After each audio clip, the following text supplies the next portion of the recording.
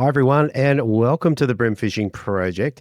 This is the monthly report, and this is the monthly report for February 2025. So with me on the line, I have Brett Geddes, mate. So welcome back to the show. This is fantastic. Hey, Deethy, potty number 2.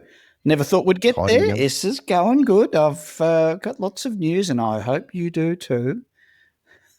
I do, mate. I do. We have a bunch of stuff to get through. We've got some good feedback on the last one and a couple of questions. So we'll run into those. But what I might do is roll the intros and then we'll get into it after that. So here we go. Welcome to the Bream Fishing Project. This is where you need to be every Tuesday to find out all the latest tips and tricks to help you target bream on lures. You'll get to hear from some of Australia's elite bream competition anglers and see how they were able to achieve their results in competitions around the country. Now, here is your host, the 2019 Hobie Kayak Fishing World Champion, Andrew Deeth.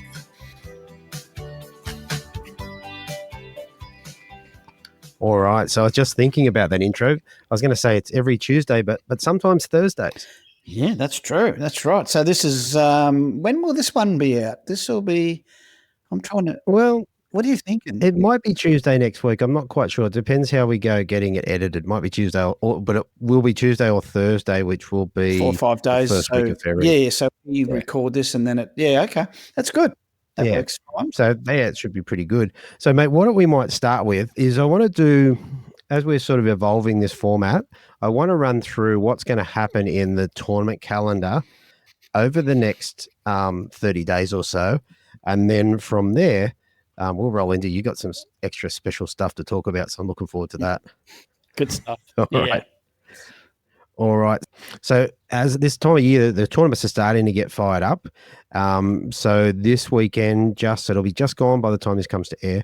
Saturday, the 1st of February, we've got 2 comps on. We've got the action fishing tournaments on the Georges River, and we've got the Bream Masters South Australia. They're running out of Port River in Port Adelaide. Moving on to next week. Then we've got the first round ever, the inaugural round of the New South Wales Tournament Series. That will be held on the Hawkesbury River. So 9th of February. Then moving into the 18th of February, Mum's birthday, we're headed down to the ABT Bream for the first round of the ABT for the year in Gippsland Lakes. So that's going to be big. Going to be big. Yep. So Tuesday, Wednesday. And then following that up on the Saturday and Sunday, the ABT is heading back up to Malakuta. So that's 22nd, 23rd. And then rounding out the month is the first of the Hobie round. So this is the first ones where they've tried the double headers. Yeah. And what was meant to be lake tires is now on Gippsland Lakes. So can't wait. I think that's pretty cool. I know you've got some feedback on that. This is the time Gippsland's really going to shine. We'll talk about that in a bit. Very good. And then now the other thing, now we haven't spoken about this, but there's a bit of pressure coming your way, mate. Okay. What, to do the comps? To do something. Okay. Bream River. Do tell. Bream River, mate. I've had a couple of people say, how good would it be to get Geddes up there? Sheepers. What's the biggest round of the year? Most likely. 100, 120 would there be, or? I don't know how they'll go this year. We'll see. We'll see. Because it's been there's been a bit of time delay in getting things out and running. Yeah. It may be a bit dialed back. Either way, it'd be great to see 120. It's an amazing atmosphere. Even 80 is incredible. But it's usually 100. I watch it. I see it. Yeah. I think it'll be 100. Oh, it's got to be. Yeah. People love the place. Mate, I think if you came along, mate, we might even get 130. Oh, jeepers. So you'll be doing it naturally. Yeah, I'll be heading to BEM. It's unlikely, just due to work commitments, I can get to Gippsland Lakes. I'd love to go there, but it's the pressure's I on. can't leave the job. Well, we physically haven't shook hands, have we? So only digitally. Yeah, that's what it. Sounds wrong, actually. Anyway. Well, anyway, we're throwing it out there. Okay. It's been spoken about. So what I'm suggesting people do is just get in touch with you. A bit of encouragement going Brett's way would be kind of good. Okay. This is talk about the collective. This is like a collective shot at me to come on, get your act into gear, Geddes. It's funny. That's it. It's like Let's get out of your comfort zone Funny. and come along. Mm. Anyway, it's up to you at the end of the day. Okay. Leave that with me. Very good. All right. So, mate, that's what's coming up in the next month on the tournament calendar. A lot on. So, moving on from there, mate. Now you've got some stuff going on at Bem River. Do you want to tell us about what's been going and what you expect to go on? Bem River. That place is.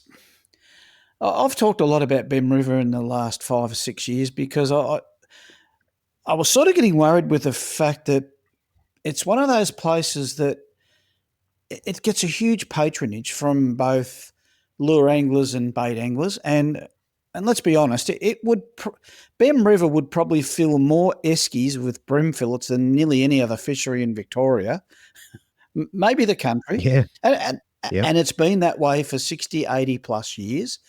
Don Cunningham attests to that, and so does a lot of anglers. Like a lot of people make their yearly event Bem River. So quite often I kept thinking, well, it can't sustain this pressure. But guess what? It does. It's probably got the biggest biomass of bream per square metre or per square 100 metres, whatever you wanted to put it at, maybe in the country. It's a big call, black bream at least. It's a phenomenal thing. And I have seen this and I've noticed this. I've talked to a lot of people about this, is that the size of bream have really come down in the last 10, 15 years, particularly since I've been fishing it. And it's pretty hard to get one over 38, 40.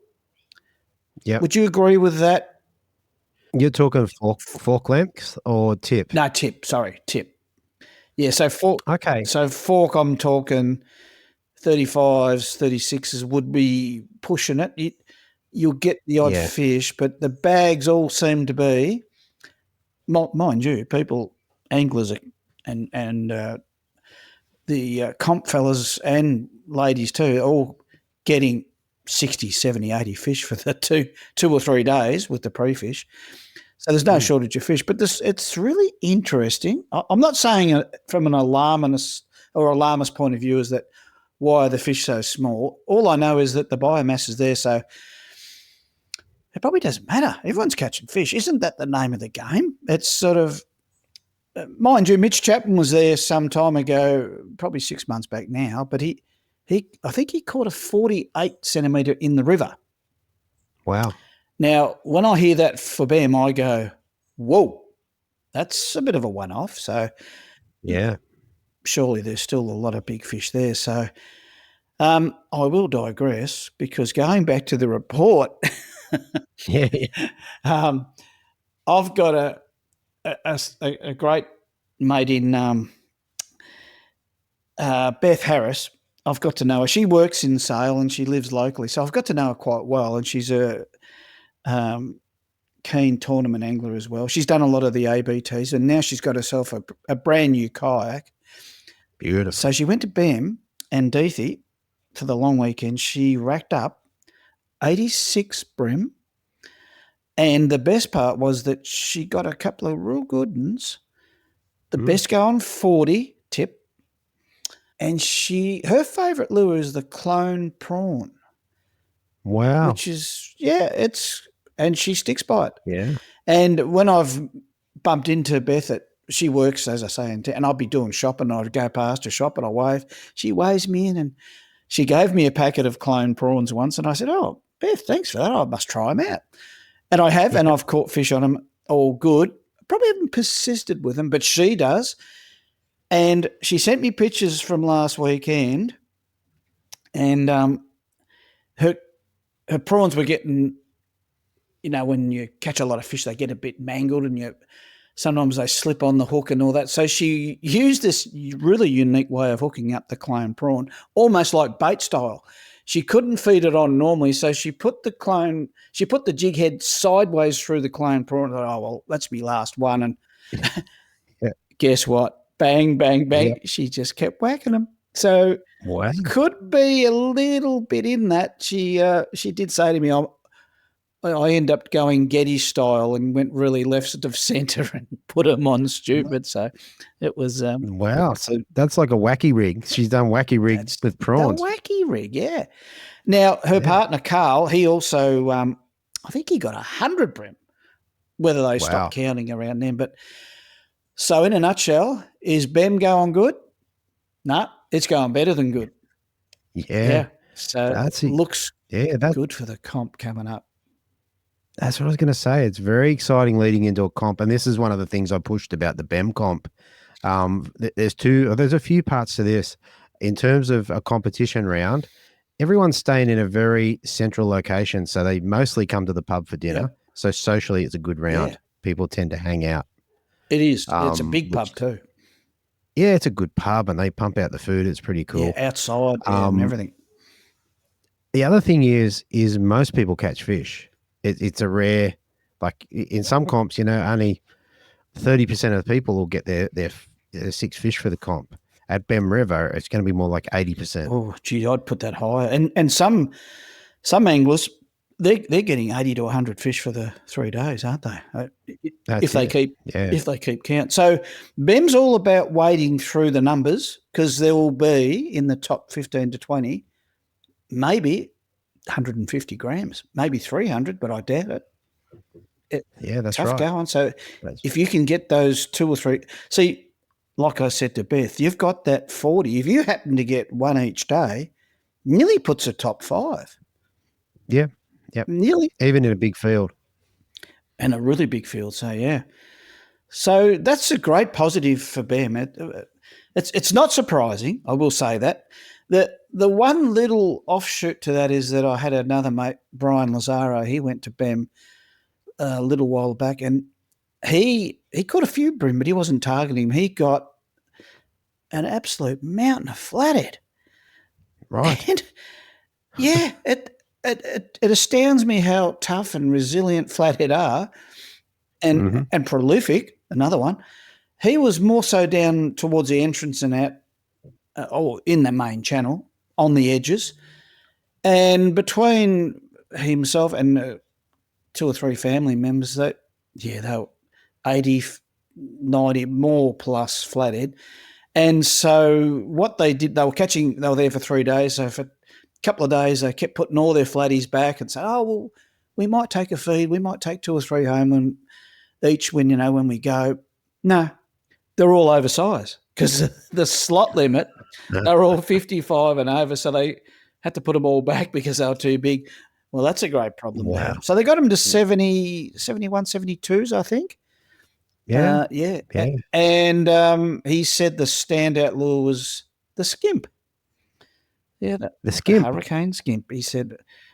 Wow. And we know maybe flatties aren't so discerning and they'll nearly eat anything, but he said he tried a whole heap of lures, and he said that was what was going on.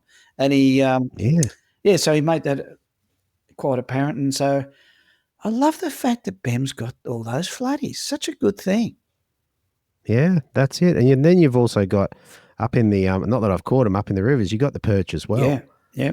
So I assume you've got some experience up there. Yeah, look, I think the perch numbers there have crashed, to be honest.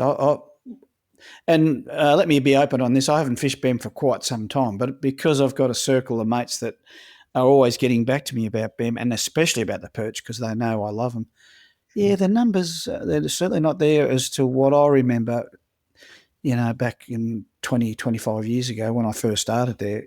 So, look, whether that's a cyclical thing or whether maybe people don't target them as much, but I don't think that's the case, because when you target bream, you can't not target perch, if you know what I mean.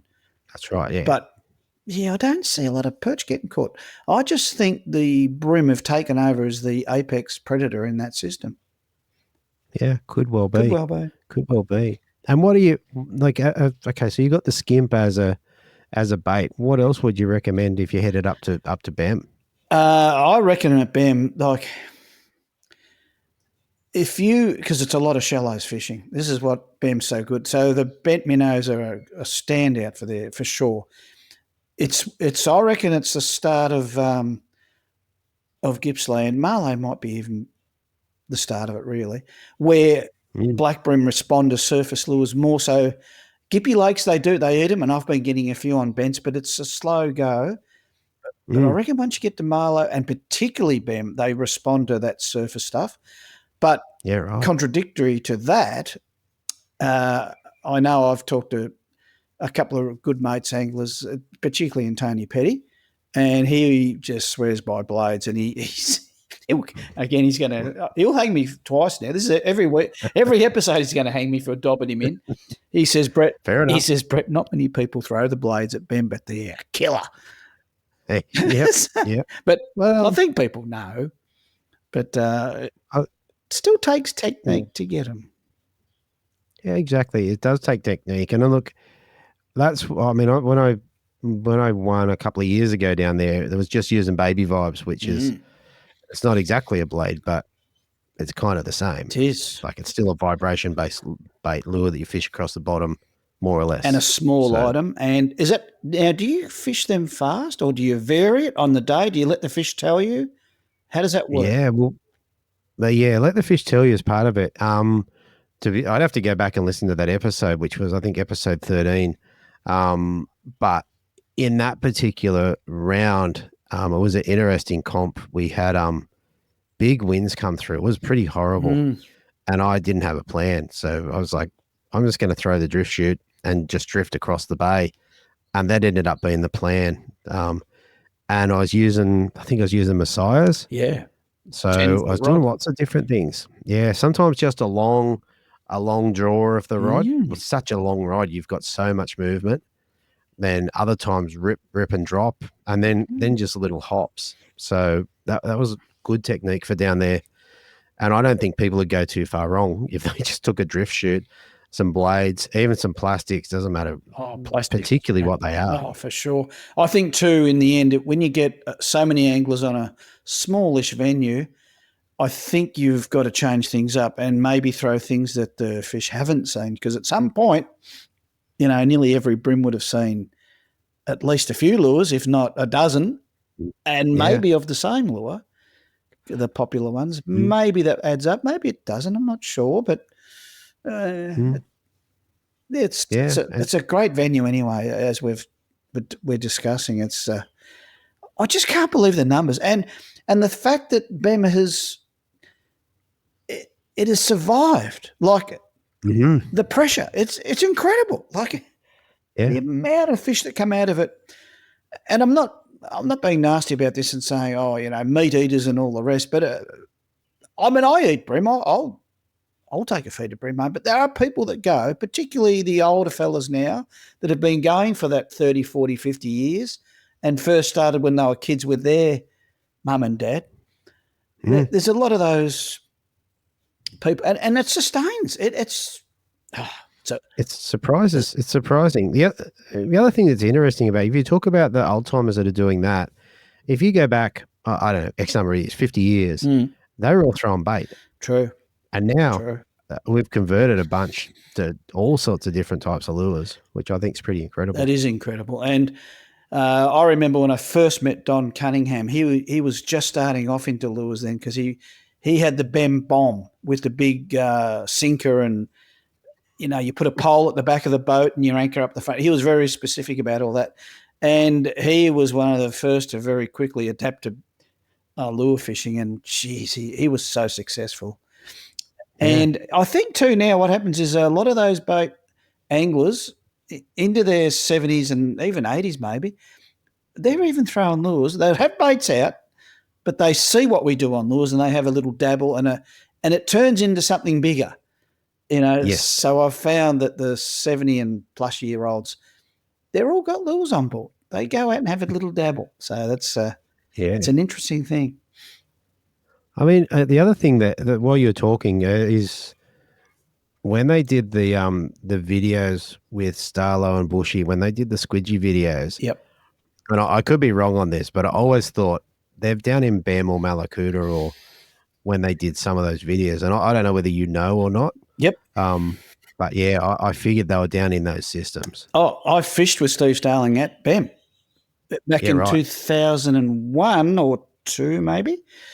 We I had a weekend away with Steve. It was a wonderful thing early on in my riding and career as far as being involved with magazines and whatnot. And, Steve Starling took me out. And Bushy was the instigator. He was back then, they were incredible, and even now there were incredible numbers. He was getting like 70, 80, 90 bream a day. And they were on the Bass Pro paddle tail. It's almost like it was a brownie. It wasn't a motor oil colour, but it was the lure. And it was only way we could get it was from America. And so, like Bushy had a couple of hundred of them. And Steve was using them. First time, nearly, he was only just starting to dabble in them, and he was using them unweighted, high stick and running them across the top of the water.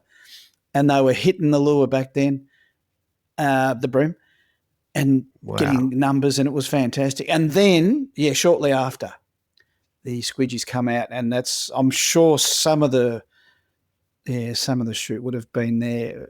Well, Malakuta where Bushy really cut his teeth on it all, I'm sure. Yeah. And Starlow's the first to admit that he followed suit. He wasn't, great angler.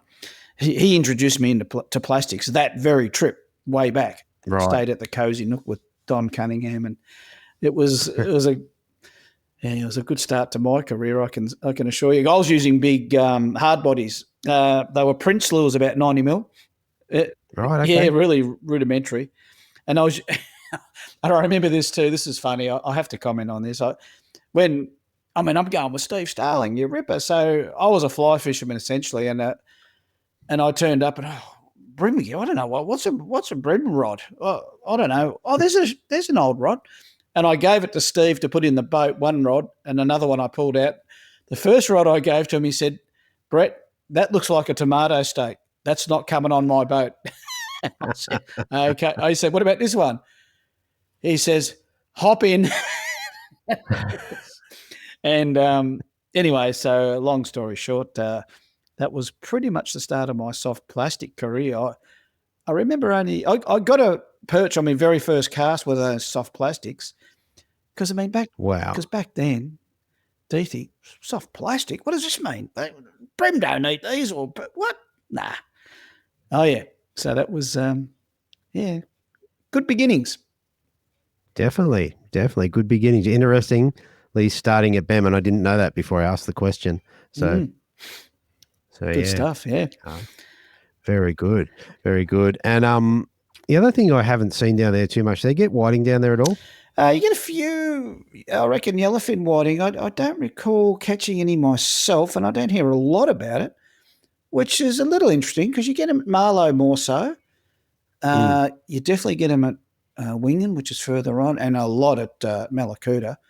In fact, Tony Petty caught one over Christmas, 54 centimetres, if you don't mind, on a hard body. Wow. Yellowfin. You know all about that. Can you believe that one? That was a bit of an eye-opener. 54 on a hard body. Yeah. That's a PB to beat, that one. Absolutely. That is a cracking fish. And 44 is a good fish. Yeah. Too right. So, all right.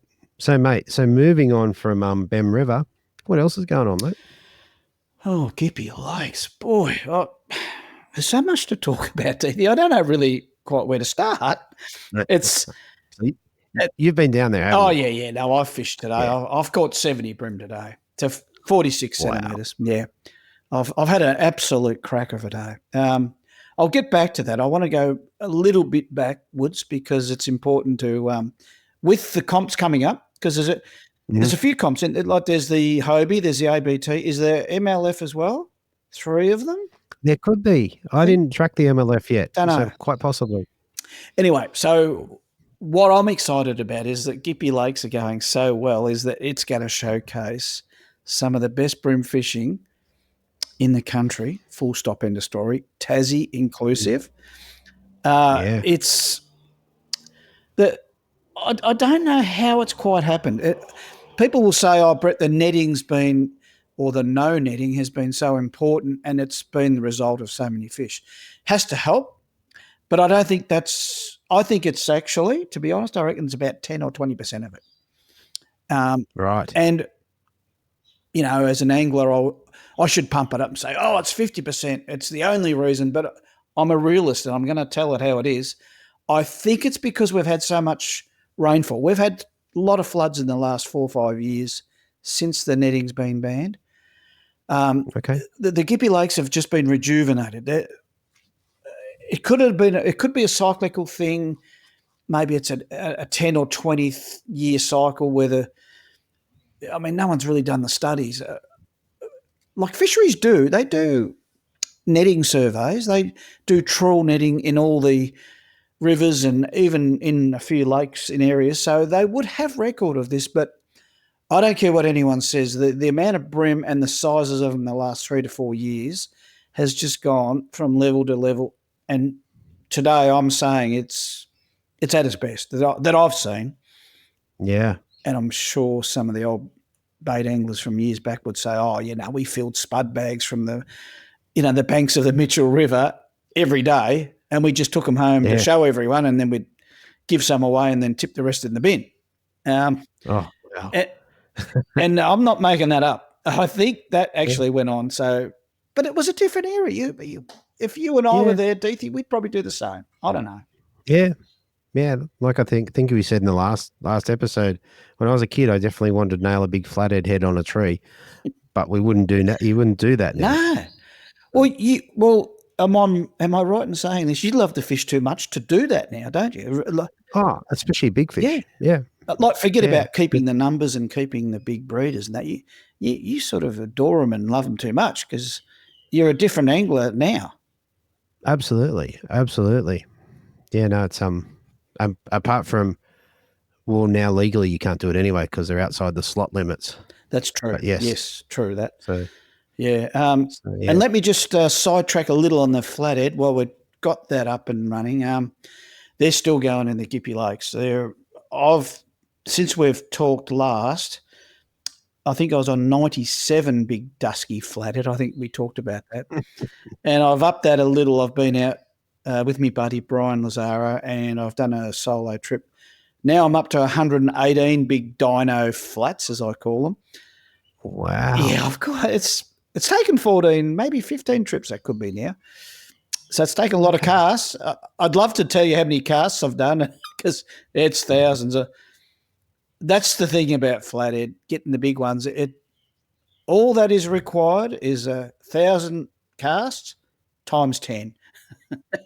Exactly. Well, on that note, all right. So if somebody's headed down to Gippsland and maybe they're not sort of your professional tournament angler or whatever, and they just want to get a couple of decent flathead, you got any advice for them? 100%. This is easy. It goes like this. I was only on the phone with Mitch Chapman about probably 4 hours ago, and he did exactly what we're talking about. He said, I want to catch a few big duskies. I've got a few spare hours. What am I going to do? Where am I going to go? So he launched the big numbers of flathead between Kalimna, which is near the entrance, and up to, say, Meetung, and in between there's Nungurna and a few other spots. That's still, right now, that is the best spots to get the numbers of flathead and the sizes. Sure. He got 2, I think, and dropped 2, but he was only at it for a couple of hours. But then he expanded into talking about other mates that he's been keeping in the loop with, and they're getting quite serious, big numbers still in that area. Mm. And there's been a lot on YouTube. There's been Brendan Wing and there's been Lee Rayner and whatnot. So you can look all that up. And as much as they might not like me saying it, I know they're in that area. And outside that, I've got another buddy, Rick Formica. He lives at Paynesville, and today he went out and he caught 2 and dropped 2, and that was around Raymond Island. Okay. So these places are they're full of people, they're full of boats, they're full of structure, they're easy to get to. It's not hard. So now go back to what lures. You know what? They're flathead. It doesn't matter. I know that sounds a little flippant, and everyone wants to say, oh, yeah, I use big lures. You get a big flathead with a big lure.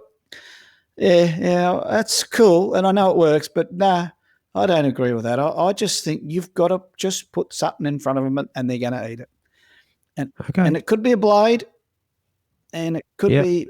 I think a bigger lure, they're going to see it better. Yeah, but as long as that lure is bouncing on the bottom, and the target area or depth would be, the only water too shallow is dry ground when it comes to these big duskies.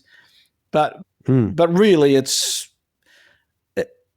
half a metre to 3 metres maybe, and below 3 they don't really hang out there. So it's too hard to eat bait when you get deeper as a flathead. Okay. That's my opinion. I mean, the shallower it is, if a bait comes over and that's the top of the water here, and you go to attack, you can't go far. But if you're in 20 metres or 10 metres or 5, that bait can go a lot of ways, up and down. Yeah. So, I mean, the flatties may go and sulk deep, and they may hang out there deep at some point and ultimately still be caught there. But I think the shallows is where you want to be. So, the equation isn't hard. And the other thing too is to give even newbies a bit of advice. Just spy on the ones that are doing it. Keep an eye. Yeah, okay. The locals have got the knowledge, and if someone's or 2 or 3 boats have been working an area, an edge, certain depth, you don't want to barge in on top of them, but they're going to give you clues and cues on how to get those flathead, and you'll see them catching them. So they're still getting them. As much as they must have seen hundreds and hundreds of lures, you sort of feel sorry for the big flatties because they're, people call them dumb, but I just call them ultra predators. They're just made for eating. So. They are just made for eating. Mate, if you bumped into say you bumped into a novice in a shop, you bumped into, say, a 14-year-old kid, he hasn't fished, his parents don't fish. Yeah. And he's got $20-30 in his pocket. Yeah. And he's got to buy something. What would you point him in the direction of as your most sort of maybe universal? To get the flatties only? To get a flathead, to get a flathead. If that was his main aim, to get a big flatty, I'd say... Even just a flathead. Just any flathead, yeah. I'd say 1/4 ounce jig head, size 10 hook, and a 90 mil plastic, say Z-Man minnows with the Z on there. Okay. Doesn't matter what colour. But go the mullet shiny silver colour maybe, or pink if you really want to leerise it a bit, but it doesn't matter to the flatties. And by the very nature of that lure being heavy, it's going to bounce on the bottom, whether you're fishing 1 metre or 4. So I don't think that's going to worry. But eventually a flathead's going to bump into that lure, and you'll get a little bit of bycatch of brim, and you'll get tailor and salmon and all that. So for an absolute novice, if that was his number one goal, I'd say that's a great start. If you put him onto big lures too early, or her, hard to cast, and cost a lot of money. $30 ain't going to cut it. And you can buy a packet of Z-Mans, and you can, get even the shop owner to rig up a few for you and take them out. You're going to catch flathead. Yeah. You'll get them. Yeah. And they'll be all sizes.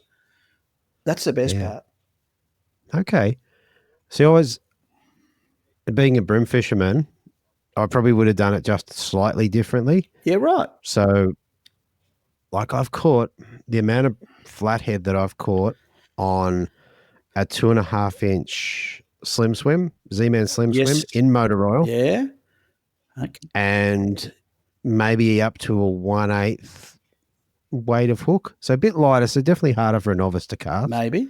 Yeah. But what depth? All depths. All depth. Yeah, like interesting. Yeah, we up to 3 or 4 meters, let's say. Yep. And I've also caught a lot of dewies doing that. So a lot of mulloway on little tiny lures and hooks. Oh, for sure. And just set your drag accordingly. Like, you can't set your drag heavier than your hook or your line or than your rig. Yep. And just like even a reasonable mulloway, as long as it doesn't spool you, you're just going to tire it out. Yeah, true. So Yeah. Same with a big flathead. As long as you can lift it. If you get a big flathead, land-based, if he puts himself on the bottom, sometimes you're not going to move it. That's very true. Yeah. But it's a good problem. Yeah, and you'll also get a lot of bream doing what you're saying. That's right. As another, and even like ludwig and maybe a whiting. Yep. Yeah. Yeah, multi-species. Well, I mean, honestly, if I were to say use blades on the flathead, that's like everyone says anyone can catch fish on blades. I don't think that's quite right. They take a little specific technique. So for a newbie, I don't think blades are quite there, but to ultimately catch flathead easily, blades are definitely number one. Definitely. Yeah, wow. Definitely. 100%. Because if you've got a little bit of fishing now and you've got maybe 6 months behind you or a couple of years or you've caught fish on blades before, they are the number one flathead killer. There's no doubt about that. No doubt. You can cast them so long. The long cast alone, Deethy, is enough. Like such a small item, and they don't foul up much, or you can cover the bottom and you get all that bycatch. Whew. Yes. What doesn't a blade catch, So, yeah. So the flathead is still going good, Gippy Lakes. I'm trying to get back on track here. Yeah, come back to Gippy Lakes because we're going to go over blades in a minute. We are, yes. We've had some questions, haven't we? Which is really great. There we go. We've had some feedback. I got to talk bream. Okay, today's 70 bream, best 46. I got a 45 and a half. I got one just under 44. Hobie comp. Oh, look, Hobie comp. This is me. Yeah. I reckon a bag, Gippy Lakes, maybe, what is that, 1, 2, 3? Probably 4 kg. Yeah. Wow. 3. Yeah, I reckon. Because the big, it would be. We've seen bags that big out of Marlow. Yeah. So, yeah. And a 5-bag fish for ABT, I reckon maybe 7, 6.5, 6, 8, something, only guessing. I didn't catch a lot of big ones. I got over 20, I reckon, that were 40 to 46, which is pretty good. Wow. Yeah, over a kilo. So, yeah. But early on, I was fishing very marginal flats out in the lake, and nearly every one of them has been what we're encountering all over the Gippy Lakes at the moment, 34s to 37s. And it's grouse. It's great fun. And Deethy, they're piling out of the water when you hook them because it's so shallow. And when they come up and snuffle up the bent, they're buffing and they're charging it, and so addictive. I've caught so many bream in my time, and today was just like brand new first day I've ever done it. Wow. Aren't I blessed, really, to be? Yeah. I call myself dumb, and I'm proud of it. I'm the dumbest bloke I know, and so to get a kick out of that again, Deethy, I want to stay dumb because I'm taking videos for you, and I did a few for other mates, and I did one for Naughty, and I did one for Mitch, and me mate Havo, and I've done it, and I'm just giggling. I'm thinking, there is something seriously wrong with me because I was going to say it sounds pretty fun to me, mate. Oh, I know it is, and I'm blessed to have it too. I will admit that, and hang on, that's just today. Let's go back a bit. Not all about me. I've had other mates that are throwing muss lures into very shallow water. One mate in particular, he loves throwing the muss around, and James Russell. He said, Brett, I was listening to the first podcast, our first one, and do you remember how I brought up a mate, Ben Hodgkins, throwing mussels into like a foot of water and how he's hooking bream? Last weekend gone, he was listening to the potty. Yeah. That came up. Yep. And he said, I looked around at this boat and I had a muss tied onto another rod. He said, well, I might as well try it while I'm here. And he was catching fish at the time, by the way, and he threw that out and he ended up with 26 bream, not all on the muss, but nearly all on the muss. And he was just throwing it out into the shallows, slowly winding it in, and unbelievable. to me, again, I find that hard to comprehend. I keep calling it the black rock. You throw it in, and look, while we're on the subject, here's me ugly homemade one, Deethy. I think it's focusing in a little. Hang on, Yeah, I can see there. So you've got this is the one that you described last week. So you've got a real mussel shell. Real mussel shell, yep. And you've cleaned it all out. Yep. This one's got a bit manky because when I glued it up, it didn't quite go together as planned. But it has caught bream. I mean, that versus the real thing, which is pretty special. That's looking good. That looks the goods. Yeah. And as usual, I like them ugly. And I've got stinger hooks. See, there's a split ring. So I've got stinger hooks that I lie down once I open the shell up, and I drop the stinger hooks in the middle, and I glue it all together full of araldite so that it's tough. They can't puncture it. It's not hollow. And Deethy, they eat it. They love it. And the little dangly bits, because you know how the stingers have got the black or red or whatever colour. Yeah, so that's the bus, the BG Master bus. The bus. Now, to be fair, I'm not sure that's comp legal, but I'll leave that to someone else to decide. True. Yeah, well, that's true, because it might be it's real shell. It's a real shell. I don't know. With a glue surprise. With a glue surprise. That's it. That's it. Maybe that could be illegal. Yeah, I don't know. Wow. I never thought of that. Interesting. So, okay. So that's... But still fun. Oh, yeah. That's still part of the Gippy Lakes chat. Oh, gee, where do I stop? I mean, I had another mate, Havo, out there on Saturday, and he got 40 bream to 42 centimetres, all in the shallows. Mario Vukic was right next to him because Mario put up a little video. Actually, it was Mikey that put the video up, and I was watching it with Mario was commentating, and they caught a beautiful bream 40 fork. Nearly got it wrapped up around the lecky. And in the background, I'm looking at him and said, there's me buddy Havo in the background. Oh, I'm thinking that Holland's Landing's getting busy. And so that was good. Yep. And on all accounts, the Vukic boys, they smacked them, which is good to see. Stevie Wheeler's been down in the same area, Lake Victoria. He's smacked them. And who else? There's Peter Nord. He's been out on the Mitchell Flats. He's been doing the Nico Flats. I don't know whether these names ring a bell with you, do they? You would have talked to some. Yeah, you would have. Yeah, I've talked to Mario, and I also know Peter Nord from Hurricane, and yeah, actually, I mean, it's probably a good time to mention as we lead into this to this next Hobie comp in particular, but maybe also the thing. We're going to grab yourself and Naughty, and Naughty doesn't know yet, but I'm sure he'll be up for it. I've already warned him. He's coming on the show. He said, "All right, all right."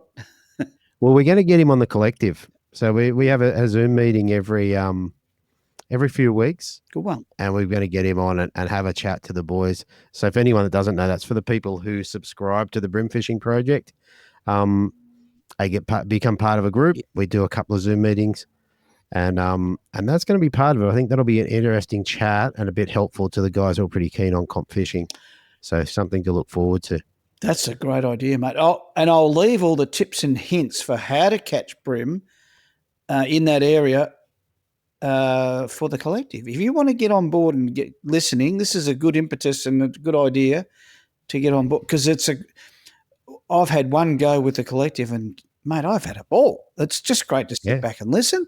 Don't have to put your 2 bobs worth in, but you glean so much out of such a diverse amount of anglers. And gee, Naughty will be very interesting, and I'll even get something out of that too, because I don't get to talk to him a lot about what he does. Yeah. So that'll be very interesting. Like that. Yeah, definitely. And you know what that means? That means this show has to come out on Tuesday. Good, because then it'll be Thursday following. Is that right? I think the meeting's on Wednesday. Oh, Wednesday. So I can't remember. Well, there you go. Yeah, so you jump on board and have a look. Mate, what we might do, since I've broken the flow, mate, we might run to one of our sponsors. Cool. So for those of you listening to the show, you'll know about this. Anyway, so fishing.com.au, your one-stop bream lure and tackle shop. Pick up the latest tackle, including Muscle Vibes Cranker Crabs, OSP bent minnows, Z-Man plastics, Eco Gear lures, and dial rods, reels, and tackle. Same-day shipping. Shop where the world champion, the Australian champion, and the current ABT champion shops. Fishing.com.au, online or in-store at shop 18/29 Kiora Road, Miranda. Now, just before we jumped on, I opened up the page to have a bit of a look at what is going on. And this is his front page at the moment. So a couple of things that caught my eye. The first one, I'm not sure whether you can see my pointer, but the first one there is the Strike Pro Astro Shrimp. So this is a new one out of Strike Pro, and it's in the prawn style of blades with the little stingers on the back. Personally, I've not seen these yet, but they do look pretty good. They do. The other things that I think are cool, now we haven't used the hybrid shrimp down at Bem River yet, and I think that could really play into things, just that super slow sink and a very realistic prawn. I think that could be a bit of a winner. Have you seen those in the flesh? I have not. No, I haven't quite. No, I haven't seen them yet. Not the hybrid. No. With the little dangly legs at the front there. Interesting. Little dangly legs and a couple of trebles, which are not shown in the picture there. Yeah. On that list, there is the Strike Pro Astro Vibe. So this is a lure that came out a while ago, a few years ago, but I remember it playing into the Victorian comps. I'd say it's 10 years ago. And when we do get back into the blades, I did bring one up from the garage to show the people. So there you go, mate. So fishing.com.au. Okay, that's interesting. And the Crush City Imposter, I see too. I know that's been getting a fair bit. I've been getting feedback on that one too. So that's another lure. Yeah, that I think is gaining in popularity. So good stuff. Definitely. Well, there you go. All right. So, mate, where were we? What else you got to tell us about Gippsland Lakes? And one thing I do want to do, I want you to show us your special lure. What? Today I reckon I caught fully 5 bream on the Switch 66, which is Nordy's bent minnow. But they really didn't eat it. I'll be honest and say that. They swirled and they ate it, but they just chased it, and it was a little bit painful. And I thought, well, this is not quite working and going to plan. So my last trip out was 3 or 4 days ago, and I got shredded. Can you believe it? On 8 kilo. Right. Yeah. I didn't think that happened. Oh no. Well, the thing is with the Gippy Lakes is getting so salty. Excuse me. It's getting more barnacles. It's getting more black mussels, and so because it's so salty, there's on all the structure. It's just so sharp and treacherous, and because you fish so shallow for these bream, when you hook them, there's only one way they're going is sideways into structure. They can't go deep. Some are bouncing out, and so I'm heavy-handed on them and trying to get them in real quick double time, and lock drag. But some just can't turn, and they're shredding me within seconds. So I've had to go and make. I think 2 days ago I made 8 or 10 new. I call them hard-on softs now. Not the hard on. Hard on soft. Now I know it's a silly name, but we've laughed about it. I want to call it a hybrid. It'll probably will always be the BG hybrid, but look, there's too many hybrids around. Naughty's inclusive, so I want to call it. See, it's a hard on soft. So it's like a hard body on soft. Now there's me. That caught probably 30 bream today. So that's a Z-Man. I don't even know what they call that grub with the It's the one with the split tail. I can't remember. Tail or something, or I don't know. Yeah. But that's that. Do you recognise that hard body head? Strike Pro. Looks like a Strike Pro. Well, I taught that a lesson. I chopped it in half. Yeah. Did you ring Rick and tell him? I should have. I think he might like it. I don't know. He might. You just never know. And there's the 2 double hooks that hang off it. And so I've chopped the lure in half, and then I've inserted that one's actually a bit of wire. I run out of stainless steel hooks, and so that's just like a actually the hook kept coming off, and it'll come off now easy too. So I've got to rejig that. But I was running out of stuff to. Anyway, that hits the water, and it's got the bib, so it's got action. Yeah. Which I keep saying doesn't matter, but maybe it does. And but it runs through the timber. Look at this. Look, straight across the back of my hand. You can It's nothing. No, you can go through timber time and time again. And when I break the W's or they get blunt or what, I can just replace them. Look at this. I mean, Deethy, the hook's off. Yeah. Put it back on. You got to be kidding. And I don't know about you, but I always use a clip at the front. I've always got when I tie my leaders, I'm always go down to a clip, and then I put the clip onto the lure. So I just find it really quick and easy to change lures. So Sure. yeah, but anyway, that's I've never used a Strike Pro one before. Hang on, here's another one. Wait, I don't even know what this lure is. My good buddy Brian Lazaro gave me a heap of hard bodies during the week. He said, "Oh, we'll never use these, Brett, but I know you will. You'll tinker with them." Oh, look, that's got a scale on it. We know that It's got a scale. That caught a fish today.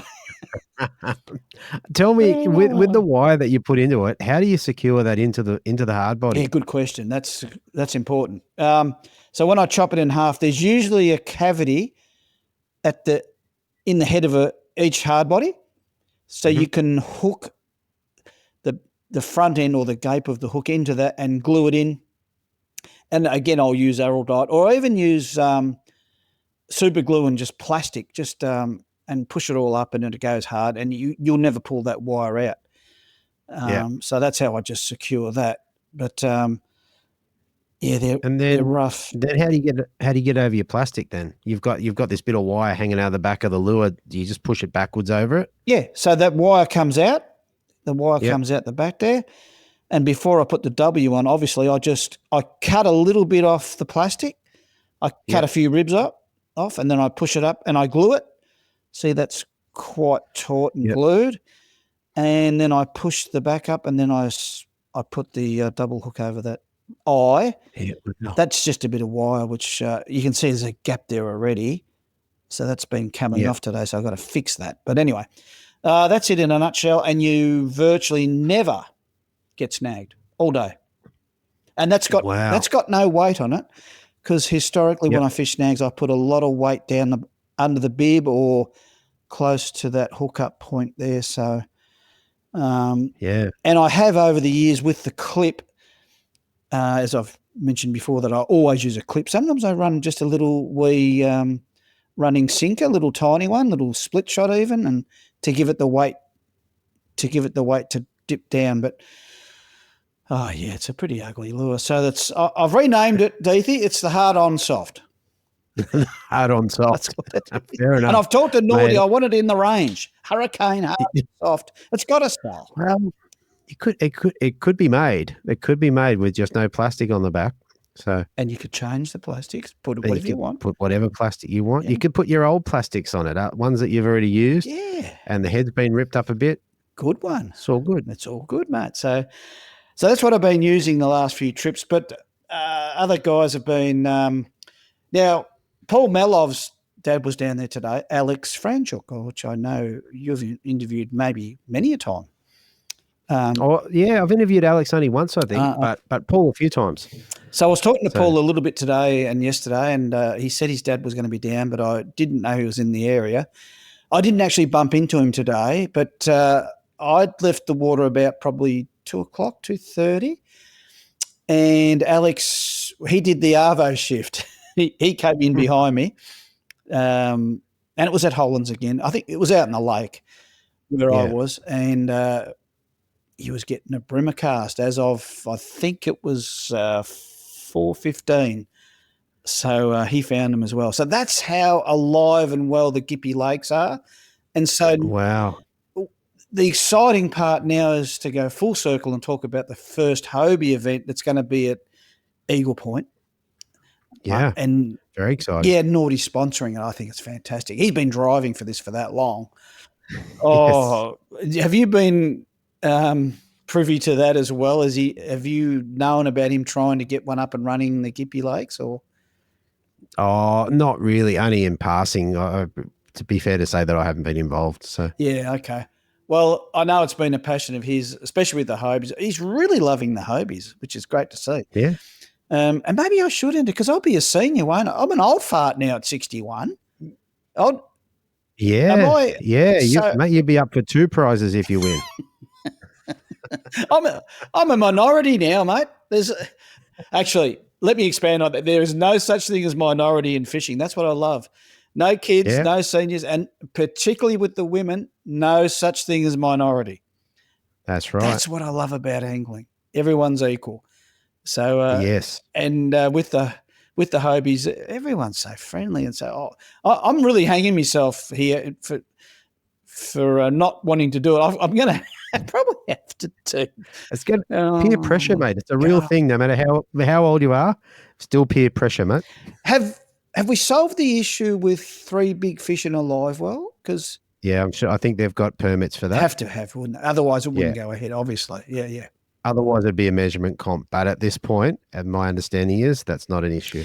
And let me just quickly expand on the Eagle Point launching site. As there's new facilities just being built there. It's absolutely incredible.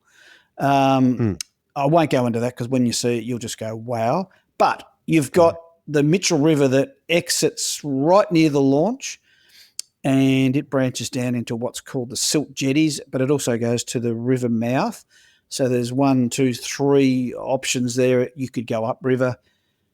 But there's also right there at that launching facilities, there's the lake that you can launch from right next to where everyone will be parking. And it's a real shortcut to Paynesville. Right. And so there's so many options there.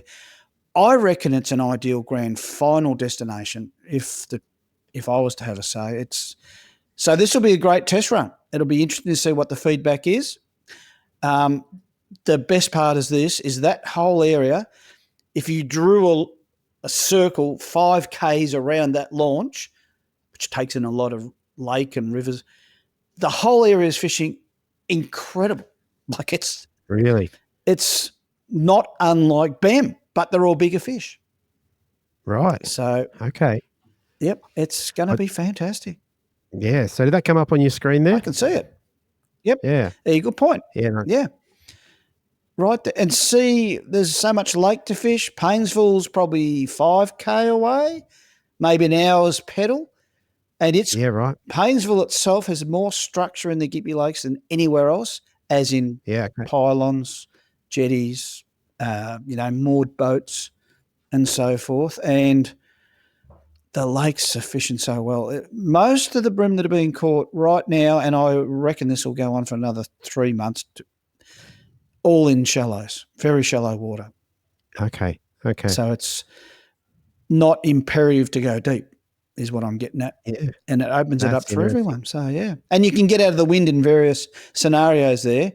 As I look at that map, I can see, if it was an easterly or the westerly is the main wind, of course, but no, not really. The summer, it'll be easterly. So you could get out there in Jones Bay. You can see that marked up there. And you could even head in. Oh, yeah. You could even head into the Nicholson River. And so, there's a lot of options here. I think it's going to be out of this world. It's going to be fantastic. Yeah. No, I think it's good. I think for anyone that has the opportunity to get down there and take a week off, essentially, you can go and fish this one and then head up to BEM, which will be just amazing. Great start to the Hobie season. And a footnote to that, Deethy, is that the Lake Tyre system is still chock-a-block full. Some people may say, well, that would fish really well. But no, it's a complete opposite. It's fishing terrible. It is so full that all the fish are backed up into the tea tree and nearly into the bush, you might as well say. And it's so hard to get a regular and continuous bream bite. Even the flathead that are coming out of there are really strange looking fish. They're like baseball bats. Yeah. It's strange. They're not getting the food that they could or should. It's just a really weird thing. Yeah. So it was going to be a disaster if it were to go ahead as part of the Hobie round. So this is, I can't believe how big a win this is. And I'm excited in the sense that this will be a fair income great showcase.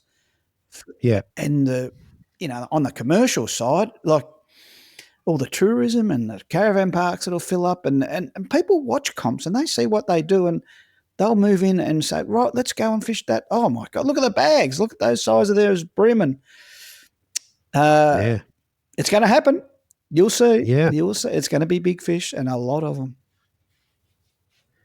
Yeah, very good, mate. One thing I was thinking about, going back a couple of minutes, was you're talking about the mussels that come back in Gippy Lakes.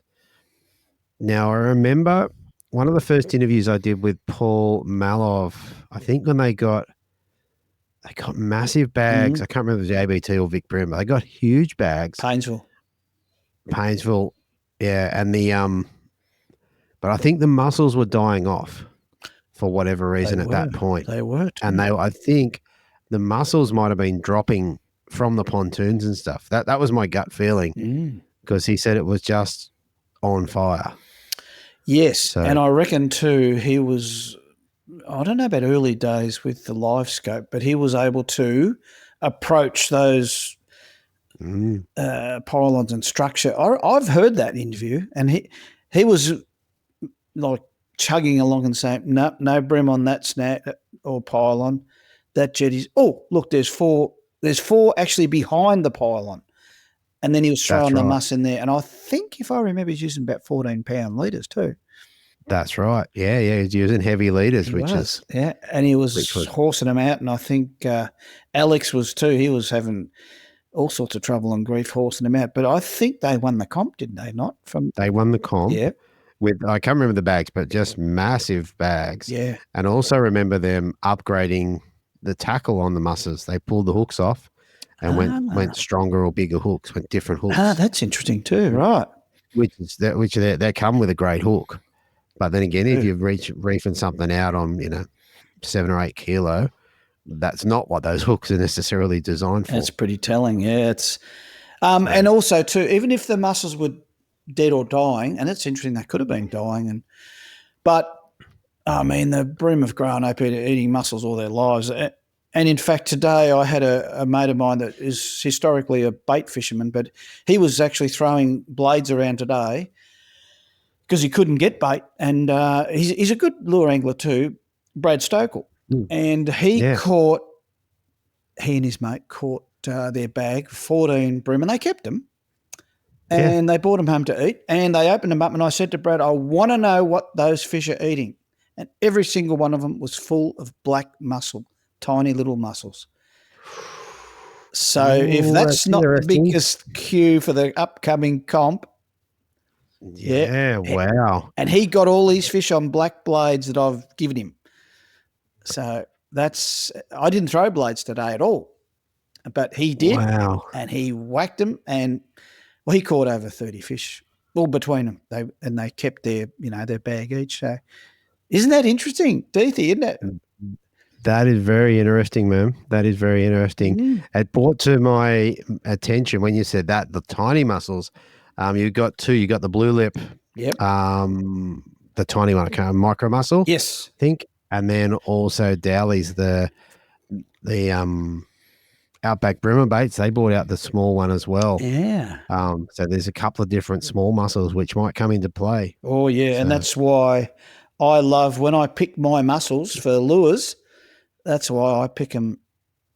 I think pick a little one. I pick a little one. Wow. Because that'll appeal to big and little brim, I'm sure. Well, it has. Yeah. I haven't caught a lot on this, I'll be honest. I've only caught 10 brim all up on me homemade bus, but I will be fair and say that I've hardly thrown them.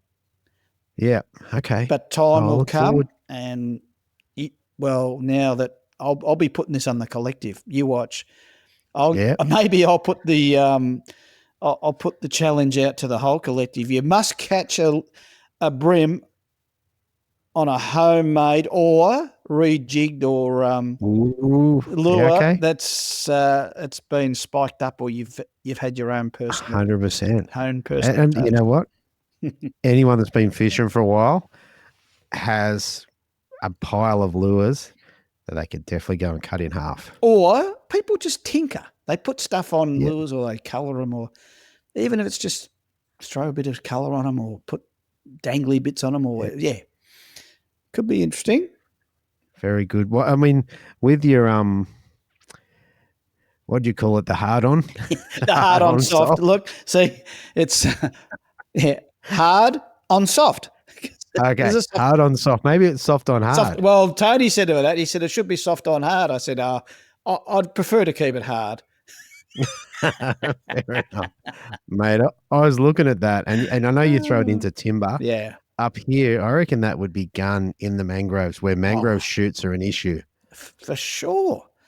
That's what essentially I fish. These are tea tree roots that I fish on the lake edges. Yeah, right. Same bloke, different haircut. Okay. Yeah, Yeah. so- Well, there you go. I better send some up. Is that what you're saying? Yeah, mate. You better. I want to see some. Okay, I think you put this to me about 12, 18 months ago, actually. I have hit you up before. What's the chance of you giving one away to one of the collective guys? We'll random draw one off. Beautiful. I'll have to. All Does it have to be pretty? No, I think if it's uglier, it's better. In that case, it's a deal. Fair enough. All right, mate. I might cut away. We've got one more sponsor we need to get to tonight, Yep. and that is HWS. So, look, if you're in the market for a new fishing kayak, or looking to make some upgrades to your existing kayak, or possibly looking up, Brett, Oh, looking up, sorry. Yep. possibly looking at kayak fishing tournaments, Yeah, then right. I'm with it. HWS is the place to go, mate. They have a full range of Hobie kayaks and stock the latest kayak accessories, and are really dialed in when it comes to the best kayak fishing setup for the casual fisher and the tournament angler. hws.com.au, online or in store at Shop 3 Stroke 638 Pacific Highway, Belmont. James offers free delivery on Hobie kayaks across all Greater Sydney, Central Coast and Hunter. Now, I had the good fortune of looking at a couple of Hobie kayaks today, and one thing that caught my eye, so that they've been running out the Passport. So the original Passport is an epoxy based kayak. I think it's epoxy, super light, and they've been selling those out at just under $2,000 with a couple of bonuses. But I had the good fortune to see the new Passports. So Passports, they've brought out a Passport R, which stands for a rotor mold. So it's a plastic Passport. And I've got to tell you, for a starting kayak or a base model, I was really impressed. And they're just a little bit more rugged than the original one.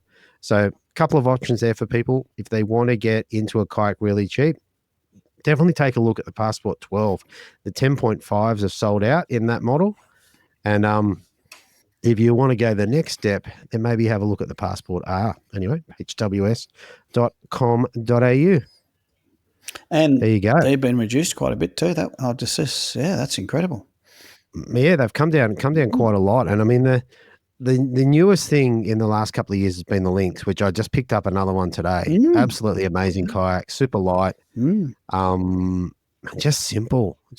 Like you can pick it up, and they fast off the mark. I don't know, easy transportable. Yeah, that's right. They're stackable. So if you got to take two and you got to put on the rooftop, they're a great option. Yeah. But mate, the new Passports, I think there'll be a little surge towards those, just in terms of them being a bit more rugged than the Lynx, a bit heavier for sure, but also a bit cheaper. Yeah. So you know, it depends on which way you want to go. Okay, interesting. Yeah. Hey, Deethy, I want to just take 20 seconds out here to mention, talking about Hobies and dealerships and so forth. We've lost a really important fella in this world of Hobies. A lot of people in Victoria and particularly Gippsland would be familiar with Rod Bendings. He was his name is David Walsh, and he has sadly passed away in recent weeks. He was very important in a lot of people getting started in the Hobie and getting just the service. He was a really nice, actually a top bloke, one of the nicest blokes you could meet. I didn't physically meet him, but I had a lot to do with him over the phone. He helped me deal with a crisis with a burned out kayak and trying to get a new one and insurance. And long story short, he bent over to help people. He bent over backwards. He sponsored people like Jason Dean and Ethan Ruth Beebe. She got involved too because she used to live down that way. And there was others. Look, I just wanted to make mention, when you lose great people like this in this world, whether he's in the fishing world or not, and he was, very sadly missed and taken so young, 63 or 4, I think. But I really wanted to ramp that up, Deethy, because I don't know that you could meet a better fella than David Walsh. He did so much for so many. So I wanted to give that a big mention. He was a top bloke, and I think a lot of people would agree with me. I know they would. Sad. Yeah. Mate, yeah, thanks for bringing that up. It's definitely a hard part of life. Not good. It's been tough to hear that one. That really hurt me, that one. That left a hole. Yeah. Left a hole. Yeah, that's not great. No. Yeah, I know that he one of the great anglers in the tournament series, David Shanahan, I remember seeing his kayak all loaded up with Rod Bending's World and that sort of stuff. So yeah, well, see, Dave used to write. Used to make books, like kids' books with the Rod Bendings. It was a little. That's why if you saw the logo on David Shanahan's boat, I've got one too. I've got it on my kayak. There's a little character there. There's a little kid with a hat on, and that he had books about a kid that was fishing, and yeah. Anyway, so that's a long story. I won't delve a lot more on that. Only to say that, geez, he's left a hole. Oh boy, such a nice bloke. Yeah. Yeah. Yeah. So Vale, David Walsh. Fair enough. All right. So, mate, I think we're probably done with the fishing report. So let's move on to. I had actually a couple of anglers, but one in particular reach out and ask me to give a bit of a rundown of how you'd start fishing with blades. Now, back in the day, I can't remember. I think I've spoken about this before. There was a couple of years where I couldn't use blades, and people catch and winning comps on them, and it's very frustrating. You're like, they're catching fish. I can't catch a fish. Me too.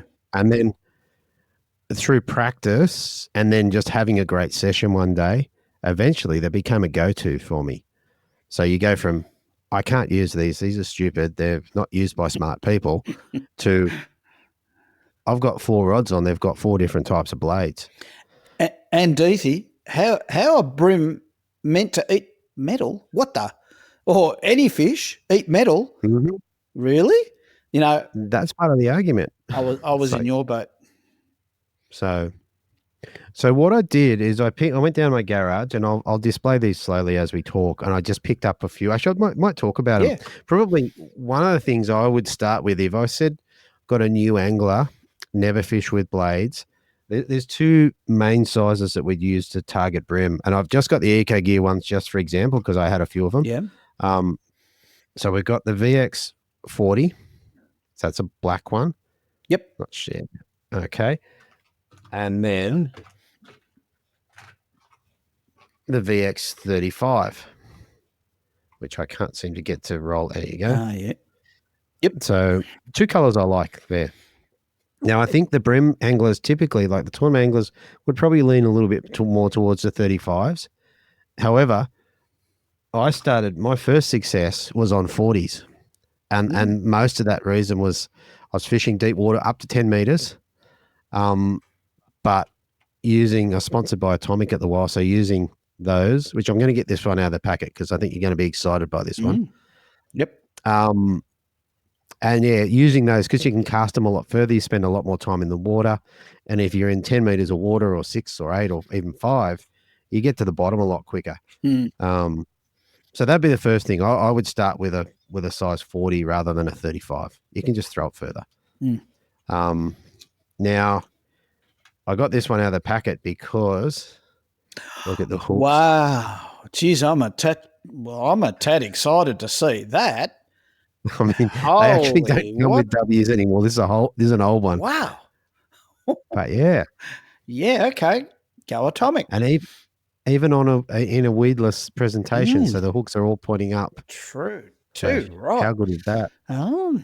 So What I'll do is I'll run through what I would do, and then we'll cut over to you, and you can give your Mhm. sort of tips and tricks. So first of all, I would start with a 40 size one, a bit bigger, cast it out as far as I could cast it, and probably with I would use a 4 pound leader, Mm. maybe 6, but probably 4. I would find an area where it's not as snaggy. Like, don't do your first cast under a bridge because you'll catch fish, but you're going to lose half your blades. So find some deeper water. Maybe it's a bit of weed, but a little bit snag resistant, or devoid of bottom structure. But you need to know there's fish there. Then the most effective. See, if I talk about St. George's Basin, the most effective retrieve I've got is just tiny little hops, like 100 mil, 200 mil off the bottom, just to the point where that lure vibrates, and then drop your rod tip and let it go back to the bottom, and then do it again. Just do it all the way back to the boat. So just as your basic retrieve, I would say less is more. Go slower, smaller. Don't be afraid to pause it, because the brim will come and hit it off the bottom. They will come down like this thing, the way these are weighted, the weight's in the front here. They'll go down and sit into the sand a little bit, tail up, and the brim will come and grab it off the bottom. It doesn't have to be moving. Or as soon as it moves, they'll hit it. So, and then after that, I guess if you're trying to work it out, I mean, a sounder is going to be helpful so you can see fish. So you're not casting to areas devoid of fish. And then, just persistence, I guess. Once you've practiced that sort of small hops, you can mix it up with all sorts of different things. You can do big rips. When I first started hearing about blades, guys were lifting their rods from rod tip on the water to above their head, doing massive rips and letting them fall. And you'll get a good flathead doing that too. But mix it up. But first pointed, I would do just small hops. What do you reckon, Brett? I'll throw it over to you, mate. Yeah, let me question you on that too. Are you envisaging that lure hopping off the bottom 10 centimetres or 6 or 2? Are you thinking more like less is better, or Yes. not big, Between long rips up? Yeah, if you'd only give me one retrieve, I'd do between 10 and 20 centimeter hops, and I'm only lifting till I feel that lure vibrate. Yes. Yep. And now one of the things, I don't have one of them with me. Actually, I have I'll come back to that. One of the best ones for it is Naughty's Hurricane one. Their blades vibrate off the bottom, I think, quicker than any. That's important. So they're particularly good for that. The sting or both? The vibes or the sting or both? The vibes. Yeah, that's right. They're the Vibe 35 Yes, okay. or the Vib 35, whatever you want to call it. Yes.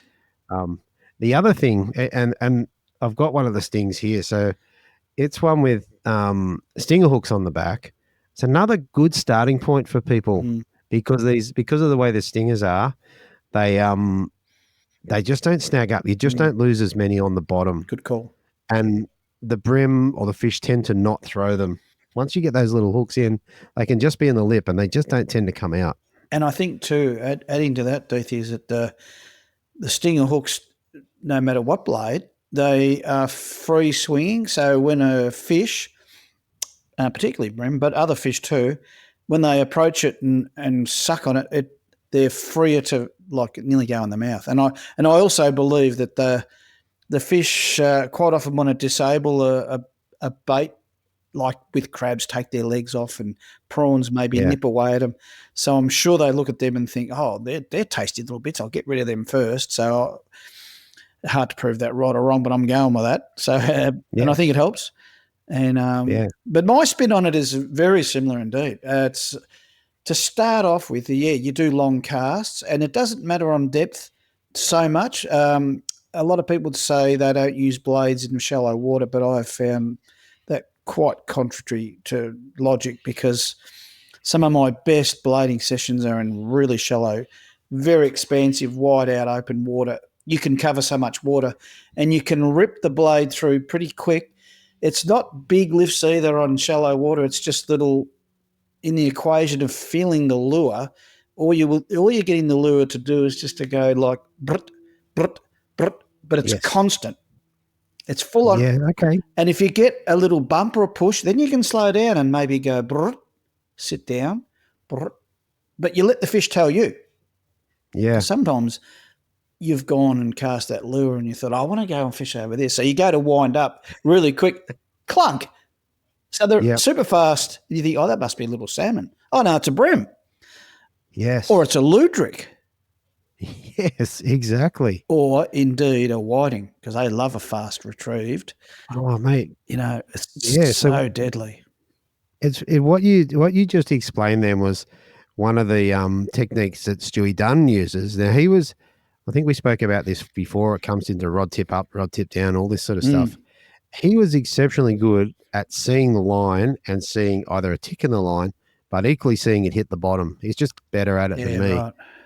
And his lure would basically hit the bottom and he'd move it. It would do that. It wouldn't stop. It was just super quick. Just hit the bottom up, hit the bottom up, hit the bottom up. Wow. And tremendously successful. Whereas because I wasn't seeing the line, I'm more likely to go, I want to make sure that lure's on the bottom. That's where you're going to get most of your fish. Yep. So I'm going to wait. And if it sits there for 3 seconds, I don't really care.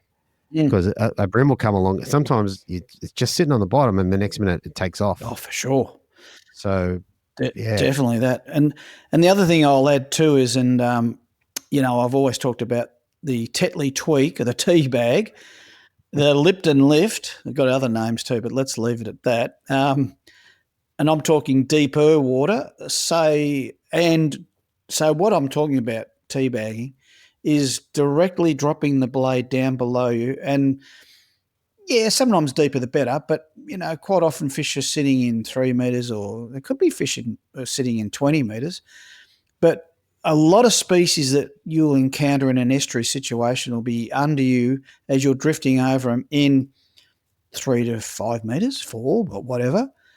Yeah. Don't ever think that fish are spooked by a boat above them in clean water, clear water.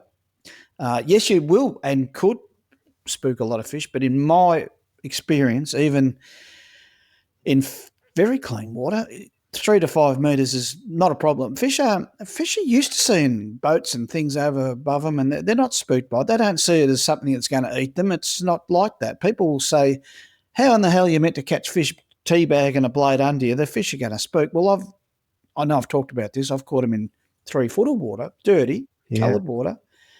And the tea bag is so deadly. This is what I know I get sick of talking about it, and I'm sure people may get sick of even hearing it, but it is so deadly, Deethy, and here's the reason, is that you've got so there's the boat above the fish is on the bottom, and here's a blade coming down, moving in front of him, and because it's tea bagged, you're not travelling a long distance, so the fish, for one, he doesn't have to chase it because it's tea bagging, and you could be drifting with current, wind, or both, or no movement. No movement's ugly because you're not covering water. So you want a little bit, ideally, of movement. Get the lecky going, or pedaling, get it.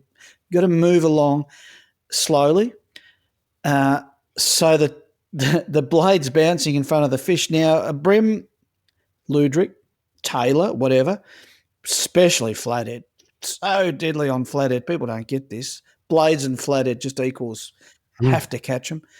The fish is on the bottom, and so what's going on is you're getting maximum movement up and down, but no sideways movement, really, just your drift. Yeah. So you're in their zone, so they don't have to chase it for one, and that means they don't have to encroach on another fish's so-called territory. So a bream might own this bit of bottom. He's in a school, there's 10, 12 fish around him. He doesn't have to go and compete for that blade. It's right in front of him. So there's a few little things add up with how that tea bag thing just is so deadly. And because it's in the strike zone for so long, even when he doesn't want it, I've often talked about this, I can feel it. He's there. You can nearly feel the fish breathing on it. Now that's stupid and it's silly, but guess what? When I explain that to other people, they go, there's something I don't quite. I said, there'll be a fish, he'll be there, and they'll be poking at it or bumping it a little bit. And so you just got to leave it with them and maybe slow it down more, let it sit on the bottom, I've had mates let them sit there for 20-second intervals. Now, that is a long time for lure anglers to do nothing. It's horrendous. I can't do it. I'm not good at that. But I've found a constant movement, and let the fish tell you maybe quicker, faster, a little bit high off the bottom, but I'm talking, I reckon 5 to 10 centimetres most, 10 centimetres. Yeah, maybe. Just enough to get. So what you got to do when you teabag a blade to get it, you have to pull up the slack for one, and then you got to vibe it again. So it's nearly a double lift. It's like a take up the little bit of slack you've got, feel the weight, and then give it the brr, but never ever the brr, dunk down. I don't find that works for me. Yeah, okay. Yeah, maybe for flathead, maybe, because they will eat anything anytime. But most species that are bottom hugging and in that zone, I've found that the more you lift it and the more vigorous you do it, you'll catch salmon and tailor. In my view, in an estuary situation. If you want to catch perch and bream, even bass, this is deadly on bass. People don't. I can't even begin to tell you how many bass I've caught doing this. Didn't know that it'd work on them, but does it kill bass? I'm sure. Yeah, right. I'm sure guys do this in tournaments in the lake scenario, deep in 40, 50 foot of water. I know they do it. Yeah, I know they do. So yeah, in a nutshell, could expand more, but that would probably do for a start for blading. The only other thing is long casts over very shallow water. That's pretty deadly too, as I've often talked about. And that's more of a like a winding it through. And when fish are in the shallows, they're eating. Yeah. They're not sitting in the doldrums. They're in there for they don't want to be in there because the predators could grab them and eat them. They're vulnerable. So when fish are in the shallows, you can be a little bit more vigorous. You can be a little quicker because it's a reactionary bite. And sometimes quicker is even better, even for black bream. Yeah, interesting. Really interesting. Done a lot of it. I love the blade. Well, me too. I mean, I went from not fishing them to having them just being my go-to. And I'd go down the basin, in particular, St. George's Basin in New South Wales, and go out, and we'd sort of go out to say 3 meters, and the wind would be blowing offshore, and we'd just start in 3 meters, throw a drift chute to slow your movement, and then just drift until you find them. And sometimes they were in 3 meters, sometimes 5, sometimes 10. Yeah. And you never really knew. Sometimes they were in all the water, but often they were just in one. You go, okay, if we get to 7.5, you can see them on the sounder, you start getting them. And Deethy, before we wind up on the blades, what colour? What do you reckon? Because everyone asks me that. What colour do I get? Because often I've been asked, especially when I was writing for VFM, they'd say, yeah, fine, I've got the gist that your blades this blade, but what colour? So what do you reckon? Okay, I'm going to give you a few because I like a few. In the atomics, that's the muddy prawn colour. Sorry, it's fallen out. But the Hayu colour, it's like a greeny or an AU sort of. The Hayu was my favourite by far, and I used it a lot. I was sponsored by them, and genuinely loved it. Still use them. Yep.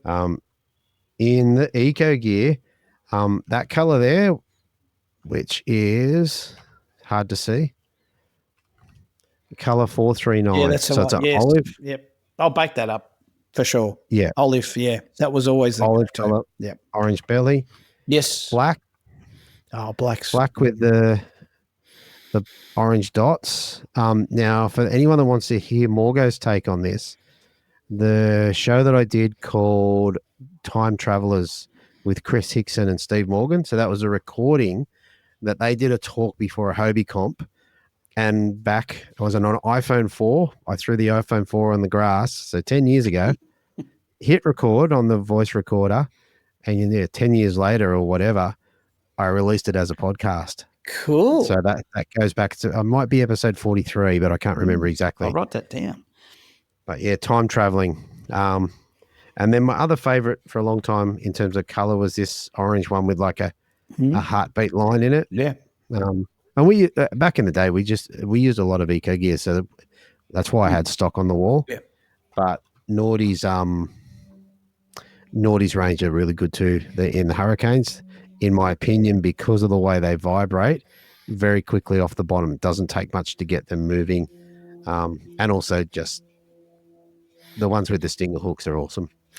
And they're a good size too, I find. The stings is they're not too big, they're not too little. And they've got great – see, those stinger hooks, they're like little circle hooks. When you're studying them, they've got that little up kick right near the barb, and so they really do pin them, and they're right in the corners of the mouth. And that's important for release and all that too. They've got a very good hook up rate. Yeah. Yeah, and if you get a kilo fish on them, you can often have that little stinger hook in his lip, in the blue lip, and it's not coming out. No. Like it's in there. You're catching that fish unless you break your line. Very true. And the other thing to point out is that the stinger hooks are more robust than the trebles, because trebles, I know I'll always can trebles, but but they do. You got two sets of trebles on a blade. When you go to get the trebles out, clunk, oh, there's one busted. So you got two hooks on the back one anyway. Oh, let's get the front treble out. Oh, bust two hooks. Oh. Yeah. So you got one hook on the front and two hooks on the back that were both trebles. And I'm overcooking this because quite a lot of times you can catch 10 fish and you haven't troubled the treble or busted it. The other thing about trebles I find is that on a blade, they will foul up on the treble sitting underneath the line, back treble. Sure. So there's a lot of that, particularly with teabagging blades. That does happen a lot. So that's a fault with the teabagging. And sometimes too, I take the front treble off and just use the back, or one back double hook. Yeah. But the colour wise, you have to start with black. I didn't think black would be a real hit, but it just is. It works in all colours of water, and it's universal across the board. Everyone's got black blades. You tell me someone who hasn't got a black blade.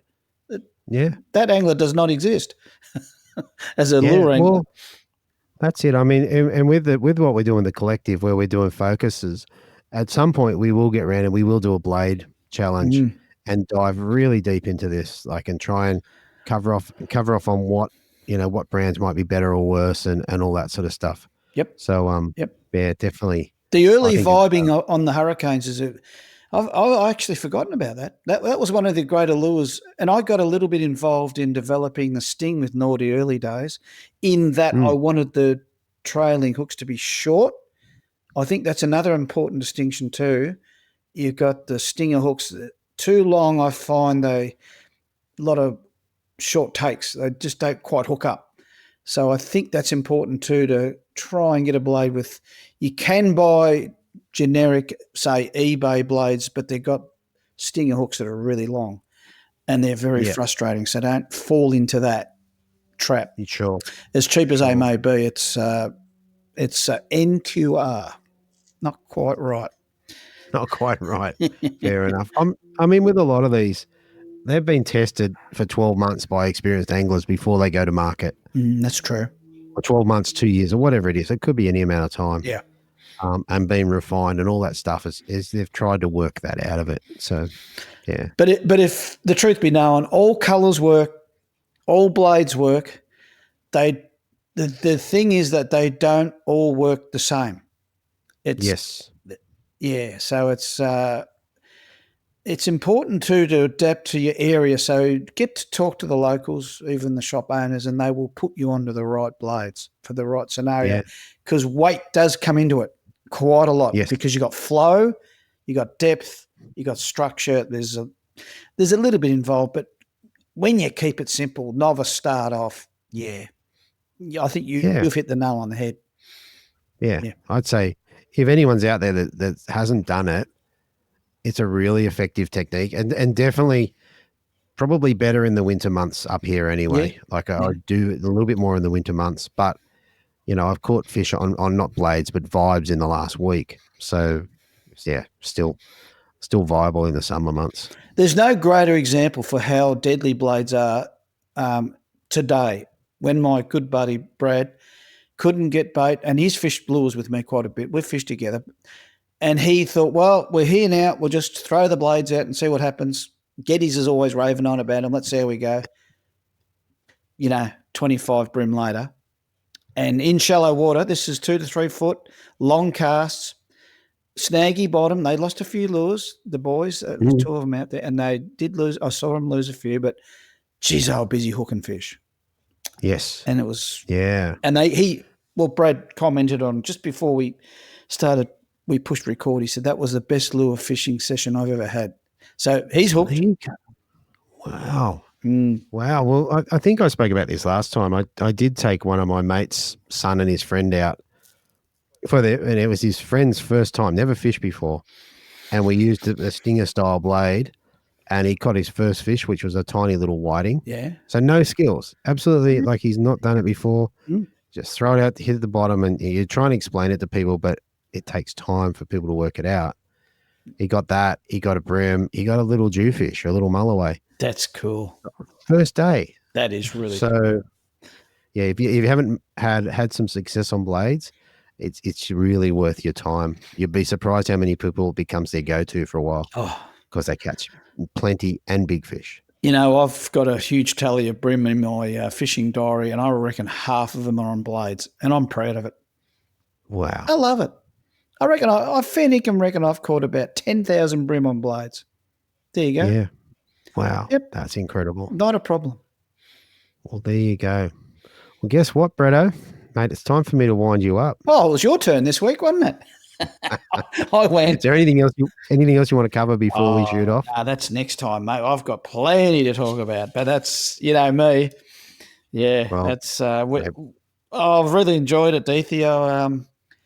I'm looking forward to getting on with the job, mate. We'll get a few more under the go. So we're going to do it once a month, aren't we? Once a month. We're going to aim for that first week of the month. Okay. Not sure whether it's going to be Tuesday or Thursday. This week, this will be out on Tuesday, all being well. But we'll see. But the first week of the month is what's important. And as we've done right now, we'll just record in the last week of the previous month. And yeah, if people have got questions and anything they want answered, definitely shoot us a message. If you like what we said, let us know. If you didn't like, let us know. And we'll go from there. And let me add too, just quickly, that a couple of the boys from the collective have contacted me via Messenger. Nice. Yeah. And so I've responded and enjoyed it. So it's great. So yeah, I like that little collective idea. That's a great name for a group of anglers. So I cannot say enough that if you really want to learn quick and fast and get on board that collective, it's a great initiative, mate. Well done. Good stuff. Awesome. Thank you. All right, mate. Let's roll the outros, mate, and I'll talk to you next week on the collective. They'll be there. They'll be there. All right. Thanks, mate. Thanks for listening. Hopefully you were informed, inspired, and entertained. If you were able to learn something or just enjoyed listening, please consider subscribing and rate us on your favourite podcasting platform.